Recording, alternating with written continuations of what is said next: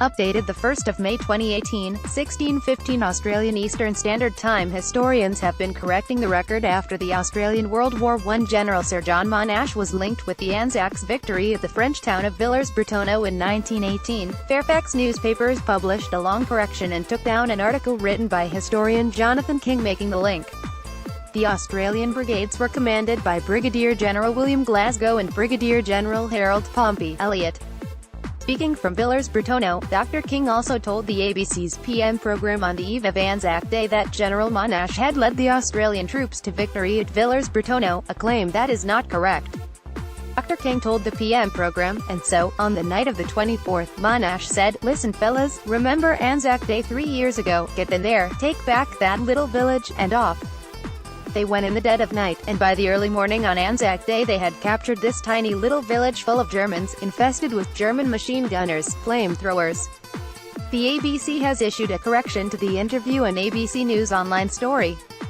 The myths of war historians have been quick to point out that John Monash was nowhere near the village of Villers-Bretonneux on Anzac Day 1918. Professor Joan Beaumont, an historian from the Australian National University, said John Monash was not then a commander of the Australian Corps and his appointment took place some weeks after the Battle of Villers-Bretonneux. And even if he had been commander of the Australian Corps, he would not have been actually engaged in the battle, Professor Beaumont explained. Prime Minister Malcolm Turnbull spoke of John Monash's role at the opening of the John Monash Centre in Villers-Bretonneux last week, and here at the village of Villers-Bretonneux, exactly 1 century ago, with that Anzac spirit and the brilliant leadership of John Monash, the Australian forces won a momentous victory, the first of many in 1918. The Prime Minister's speech went on to celebrate General Monash's victories across the Western Front. Professor Beaumont said the legends and the myths of war can often get in the way of the facts of what happened. We seem to have an overwhelming national desire to keep believing what we want to believe about Australians in World War I rather than what actually happened, Professor Beaumont said.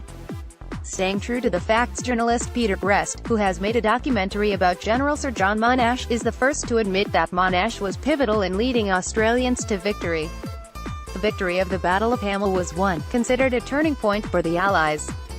But he said there is a tendency, particularly on the 100th anniversary of the end of World War I, to want to put him in the middle of things. There's a tendency to want to see Monash in all of these things, to want to lionize the guy, to want to sort of indulge in the mythologizing of Monash and put him in places where frankly he wasn't, Mr. Grest said. He said it is important to remain faithful to historical fact, and this does not diminish the general's achievements in any way. We need to make sure that we maintain the fidelity to the facts of history, to respect the memory not just of Monash but also the roles of the other commanders and men that were involved in the fighting, Mr. Grest said.